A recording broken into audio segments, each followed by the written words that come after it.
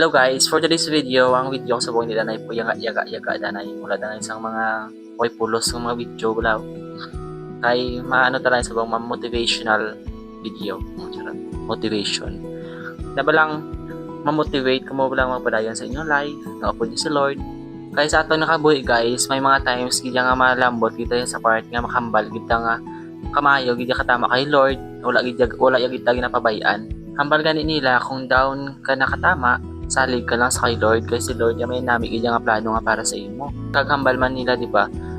God will provide. God will always provide. Kung sincere ka lang sa iya, sincere lang ang imong pag-pray, imong pagtuo sa iya. Tapos mai-share ko sa inyo guys nga nagkakatabo ni siya sa akon, always ni siya kakatabo nga makambalid ko nga kamayo gid kay Lord, ginasabat gid ang akon nga prayer sa iya. Tapos wala yun kung napabayaan. Kag may mga tao gid siya nga yatag sa imo nga para magbulig sa imo nga kabuhi. Amos na.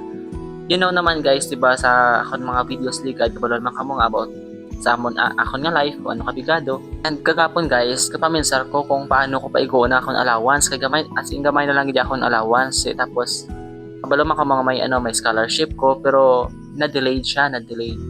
Tapos hindi man siya kaigo, hindi man siya enough para sa akon nga pangadaw-adlaw nga mga gawion, mga balayran, amo na.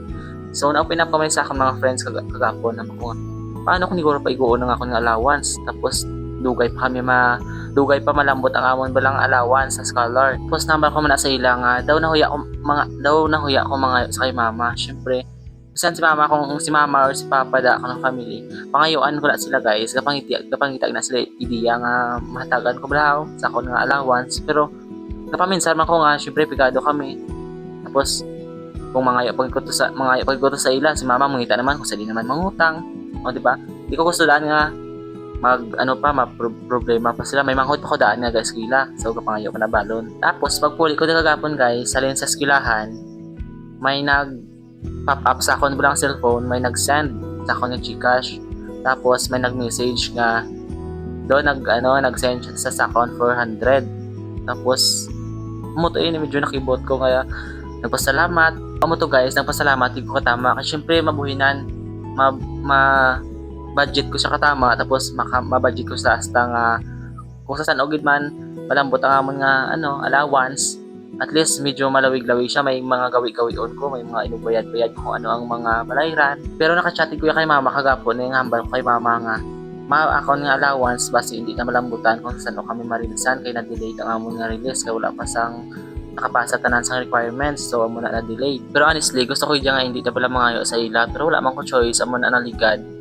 Nag-post ko nga looking for part-time job wala kung wala klase pwede ka obra. May nag-message man sa akon nga nga hiring muna pero layo ng iban tapos may ara man lapit pero full time so mo na daw hindi ko pwede kay may syempre magkaskwela ko hindi ko mapwede pabayaan ako ng pagskwela, di ba? Pero ang nag-send na sa akon guys wala na sila kabalo about my problem nga amo na naway na ko allowance bali daw giblaw na atulan lang nga wala na ko allowance amo man pag-send nila. Tapos lagi na sa aga may nag-message naman liwat sa akon. Na-send ko na ako ng GCash number kay ma-send sa mandugang ko allowance. O diba?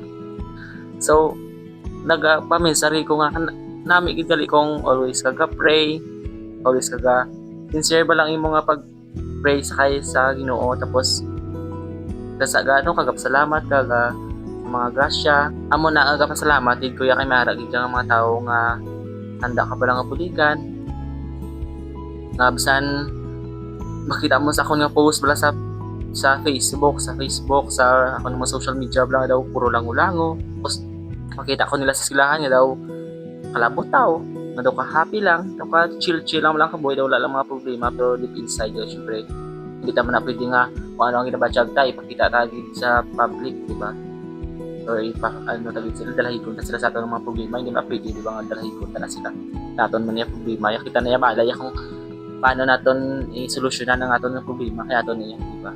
So amo na umahambal ko lang always lang itaya magsalig sa Ginoo kag sincere kag syempre mabuhat man tasang mga maayo sa isig kapareho naton kay sa tion nga alang-alang kaya may ara kagid nga palapitan or bisan di mas dagan ipalapitan ga kusa lang sila yang mabulig sa imo.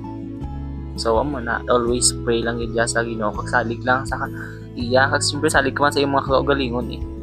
Amo na, bye bye, God bless.